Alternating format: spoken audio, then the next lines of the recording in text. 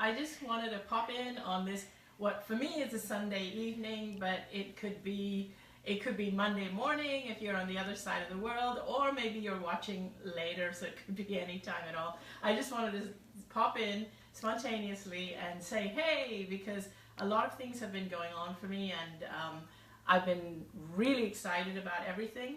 And I just have been missing all of you, missing coming online live and saying hi to all of you. And I want to take your questions. And so I wanted to just tell you something about my weekend so far. It's been an amazing weekend. And last night, Danny and I both spent the night at a wonderful friend's house here in LA. We're in Los Angeles. We spent the night at Kelly Lang's house.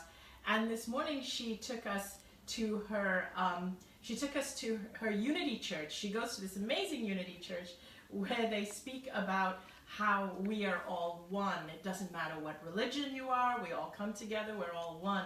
And it was really beautiful. And I didn't realize when I went there that many of the people who attend that church had read my book. So they recognized me, which was fun. And then the reverend, the person who was actually on stage leading the sermon and everything, he surprised me and he called me onto the stage, and then he briefly told the audience my story about how I had cancer and how I had died, and when I came back my body healed. And so then he said to me, he said to me, so I'd like you to tell the audience, how do they live heaven on earth? Because in your book you said you came back when you realized heaven is a state of being and not a place. And so you came back when you realized that, and so you brought that piece of heaven with you. So how do you live heaven on earth? And I thought, wow, that's a pretty small question, or a pretty big question to catch me on the spot with. So the first answer I came up with, I thought, okay, how do you live heaven on earth in 30 seconds? Eat chocolate every day. That was the first answer I came up with. Then I thought, okay, let me give the audience a little bit more. So I started to explain to them about what I actually wrote a little bit about in my first book and a little more about in my second book. And I thought it would be a good idea to mention that here today, just as a reminder to people, or even for myself, because I love talking about this. When I was in that realm, I understood that the reason I had been really suffering up to that point was because I not only did not love myself, I'd never loved myself, I'd always treated myself like a doormat, I'd always been a people pleaser, but by doing all those things, I had what I now call an outside-in view of life. And what I mean by that is that I took everything in the outside world seriously, what people thought of me, or what was going on in the world, or the news, or social media, or whatever. The outside world was the real world, and the inner me contorted itself to accommodate to the outside world. Not only did the inner me contort itself, I bent myself out of shape like a pretzel to please other people, but I would also get stressed if I disappointed people. I would get stressed by external events, bad things happening in the world. So the outside world to me was the real world, and the inner world was not the real world, but was always reacting to the outside world. When I was in the coma and when I crossed the veil and I was in the other realm, I understood that actually the inner world is the real world. And if I am at peace, if I love myself, if I am the one that embraces myself and who I am and remains calm and shares love and is loving and recognizes that I am love, I am God, if I am at a good place, then the world around me will reflect that back to me. And so what happens is when we have this inside-out view of the world, when we realize our inner world is the real world, we end up creating life rather than reacting to life. And I'm sensing that we need to do that more and more today, because social media and the mass media, like the news and all this stuff that's going on in the world, has everybody going crazy. And here's what happens. When we react to everything that's going on outside, And when it's making us angry and it's making us stressed, that is the person we're taking with us wherever we go. That is what we're spreading. And then what we're doing is we're triggering it in other people. But when we realize that the most important thing is our inner state, we then focus on getting to a place internally where we realize that we are love. We are the creators of our lives. Instead of being reacting to our lives, we create our lives. So when we start to realize that and we work on ourselves, then what happens is that the person we take out into the world is one of calm and peace and love. But not only that, the world then that we see reflected back to us is the one that we've created internally. And that's how I've managed to create a life of heaven on earth. And every now and then, when I forget, when I start to feel guilty, when people drag me, when I start to lose sight of that, and I start to feel stressed about things that are happening outside, what happens is that what I'm feeling inside starts to then feed the outside world, and the outside feeds it back to me. In other words, when I forget and I start to get stressed about what's happening in the world, I then take on that stress and I create more stressful situations. And then I go in this downward spiral, and then I have to remind myself, no, wait, it's not about changing the world. It's not about getting stressed with what's happening outside. It's about finding my center, calming myself. It's about loving myself. It's about realizing that I am an expression of God. It's not about why is God doing this? Why did God do this? It's about if I am God, what would I do? How would I change the world? It's about finding that God source within me.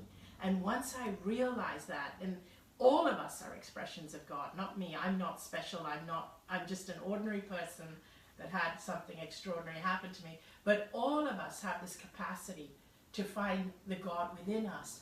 And when we find that, then the external world reflects back to us what we are inside. I want to add here that on my third book, I'm actually writing my third book, and I am going to be writing a lot more about that, a lot more about the comparison between how I used to live my life before and how I live now, and how just by changing our inner world, we can change the whole world.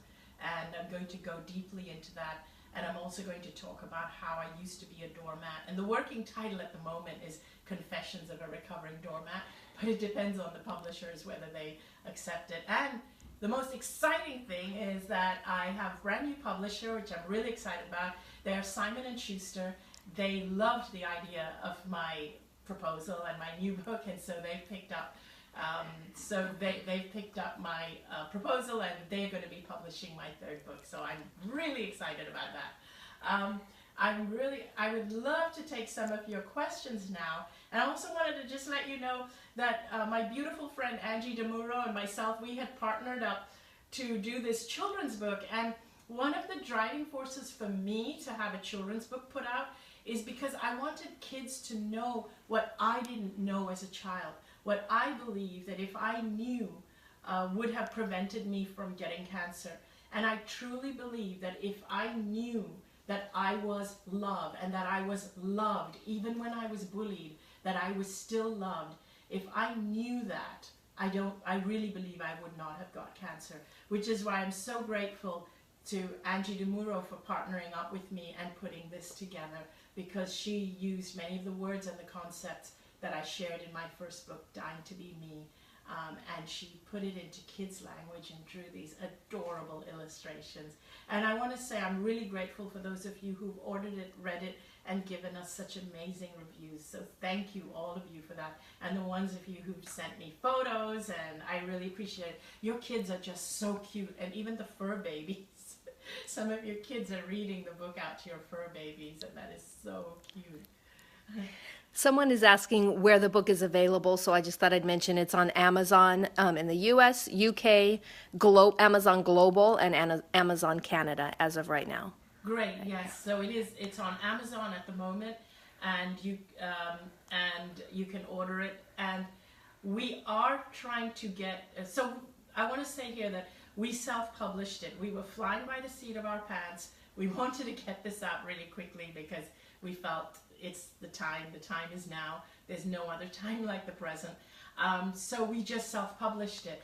So it isn't available yet all over the world. It isn't available in all the foreign languages, but we have received inquiries from different publishers and different publishers around the world. So we are working with them because we do want it to be in different languages, and we are looking to get it distributed all over the world. But give us time. It isn't available all over the world yet.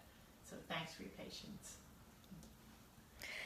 Adrienne asks, how do you create the balance between connecting with the love and metaphysical, nature, spirituality, and being there to create a loving relationship with diverse social dimensions, like showing up for people who are being systematically oppressed? And that's a good question. And so when you show up for people who are in any situation, in your case you say systematically oppressed, but when you show up for people who have any kind of issues, it's really important that you show up from a space of being connected yourself. Because if we don't take care of ourselves, if we don't take care of our souls and our emotional health, spiritual health, then we are bringing a broken self into their lives. And very often we try to fix people from a space of being broken ourselves.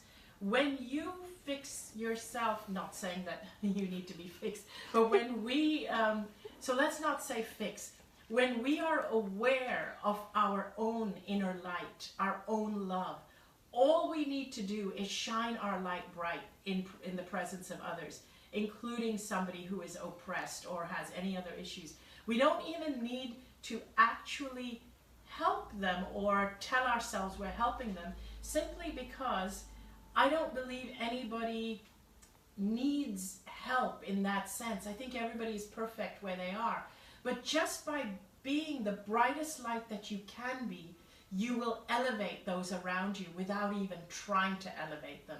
I truly believe that's the best thing any of us can do for anybody. And even with parents having issues with children, the biggest thing you can do is bring a fully loving, brightly lit, self-actualized self to your child, and your very presence will change them.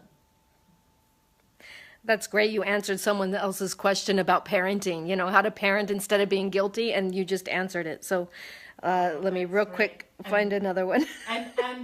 So also I just want to add with parenting, the best thing we can do is just love our children. Forget about teaching our children. They're here for us to love them, and just love them and be a role model of what you would like them to see, but don't worry about the words that come out of your mouth. Just be a presence of love. That's it. Jessica asks, if you're in a good place but you run into an abusive, negative person, is that necessarily due to your inner world? Absolutely not. Do not take responsibility or feel guilty or start to change yourself and believe, what have I done to attract that? You didn't do anything. Sometimes when we're in a good place, we become a magnet for people who are struggling or in a negative place because they want what we have. So remember that. So your job is to hold on to the good place you're at, and don't compromise yourself. Don't feel you need to dim your light if other people around you are finding you to be too bright, too positive, too successful, too abundant. There will be people, even well-meaning people, who love you but will possibly bring you down, not inadvertently. They're not, I don't like to use the term toxic people because I don't think anybody deliberately tries to be toxic. Everybody has the intention of being a good person, an uplifting person. But there's only two kinds of people: the ones who know that we are an expression of God, and the ones who don't. That's it. But every single one of us are an expression of God. It's just that some know it and some don't. And that's the only difference. So if you look at everybody as an expression of God, and they may not know it, but you treat them as though they are, you will bring out the best in them. Amy asks, how does one transcend the trauma of being raised by a clinical psychopath?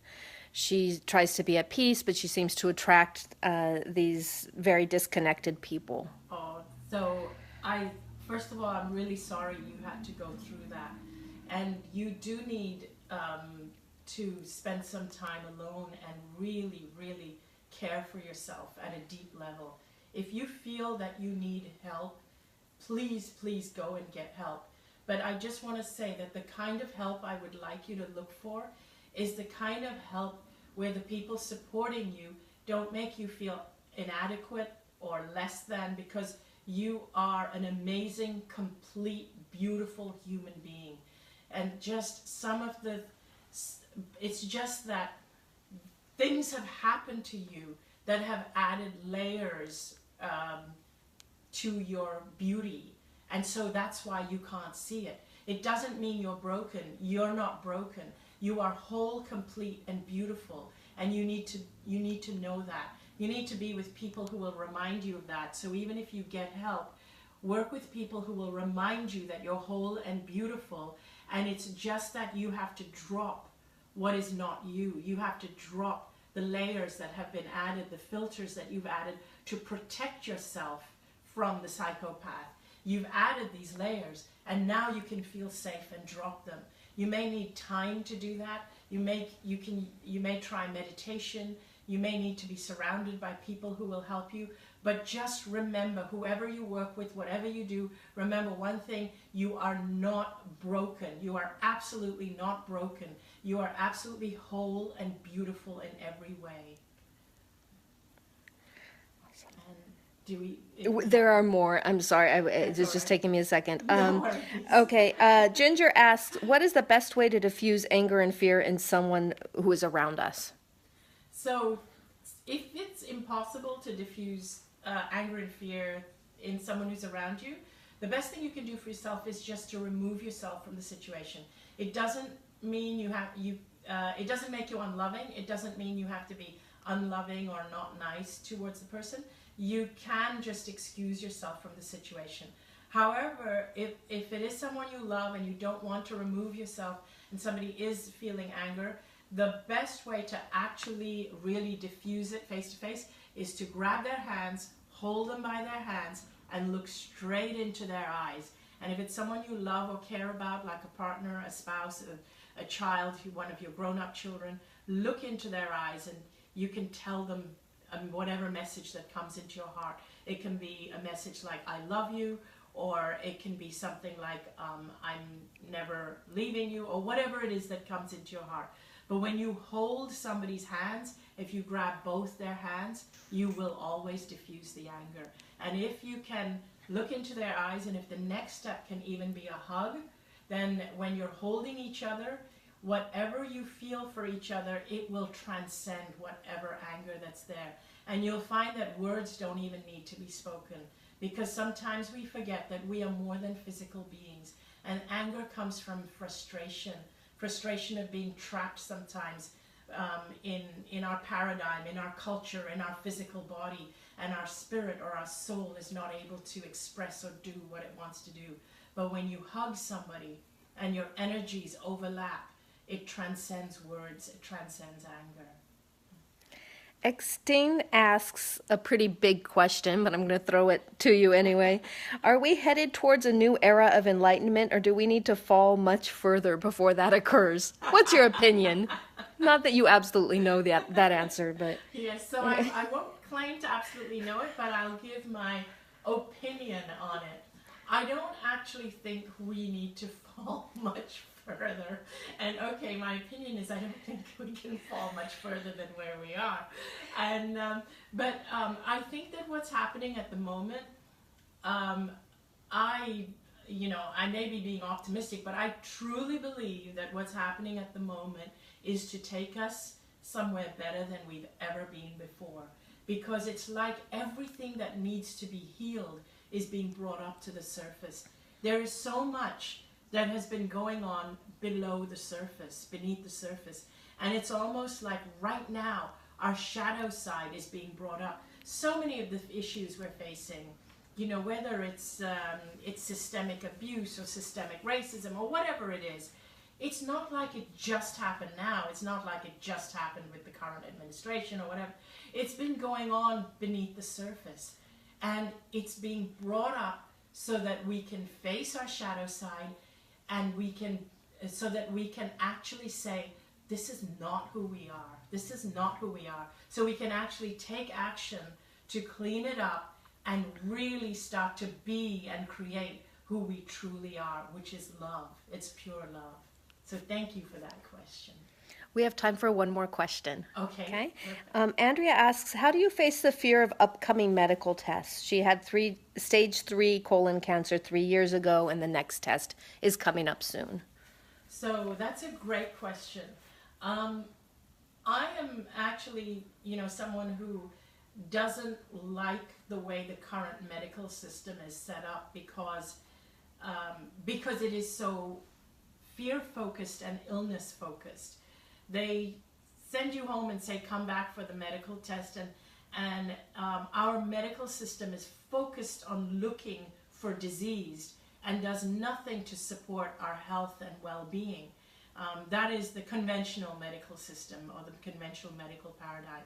So what I would invite you to do is, and so actually before I go into that, and I wanted to say, even those of us who are focused on health and wellness, we are focused on it from a point of fear of illness, and therefore I must focus on eating healthy food. I must focus on not getting cancer again.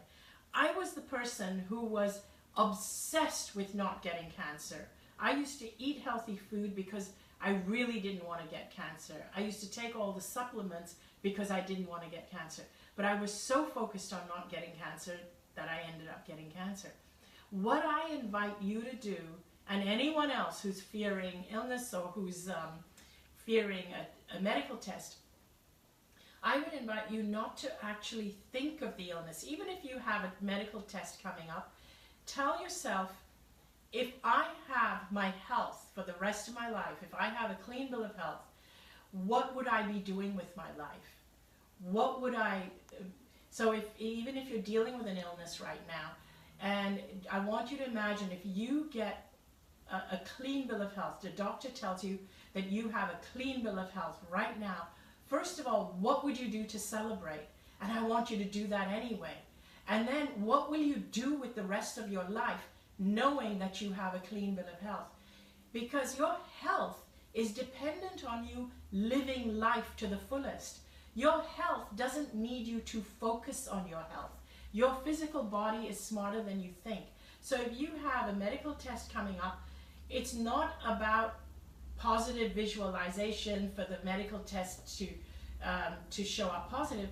It's about not even focusing on the medical test, but on focusing on life and getting excited about life, living your life with passion, and treating things like the medical test that's coming up as just something you have to do. Oh, it's just something on my calendar.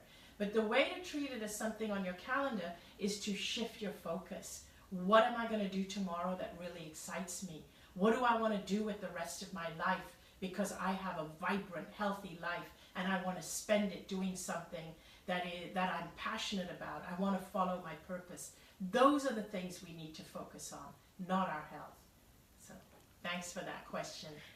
Do you want to tell them about your upcoming events? Oh, sure. That's a great idea, Milena. So the event I'm actually really excited about is the cruise. I'm going to be doing a cruise in March, and I would love for you guys to join me. And the link for it is on my website. It's on Facebook, and we will add it on this thread. And why I'm really excited about it is because it's a 7-day cruise. And normally when I give a speech or something, and even if people resonate with what I say, everybody eventually has to go home, and they have to go back to their old environment. So I've started developing longer events where I get to spend more time with you guys, so that you can get more into the habit of living a different way, living the inside out way. And one of the other things I've noticed with a lot of people who I attract, or who are attracted to my message, is that you're all very, very good at giving of yourselves. You give and give, but you're not great at receiving. I feel that you need to spend a few days learning to receive abundance if you want to get out into the world and really experience the abundance that the world has for you. It's about getting into the habit and really feeling what abundance is. And what better way to feel abundance than on a cruise? So on this cruise, we get to spend 7 days together talking about all these kinds of things. And we will be able to do sunrise meditations, sunset meditations, being out in the middle of the ocean with great energy where it feels like the veil is thinner between this realm and that realm, where we'll have more insights. So this is in March, and here's another big treat. I know so many of you love Dr. Joe Dispenza. Well, he's coming as well. So that's a really big bonus. So he and I have created this event to spend 7 days with all of you in the middle of the ocean, and we're calling it Bridging the Mind and the Heart. And the other event, I'm going to be speaking at Goop, Gwyneth Paltrow's event, in January in New York, and I'm really excited about that as well. So if you're ever at any of my events, please come up and say, hey, I'm doing quite a few more events in Europe. So for those of you in Europe, I am coming to Germany and Switzerland in May, and also Croatia at Paris. So please check out my website. I would love to see you. I would love for you to join me. Thank you all. I love you so much. Have a great Thanksgiving week. And don't forget that it's Thanksgiving week. I want you to think of everything that you're thankful for this week. And I'm sure there's a lot. And I'm really thankful to Angie DeMuro for partnering with me on this book. Thank you, everyone. I love you all. Bye.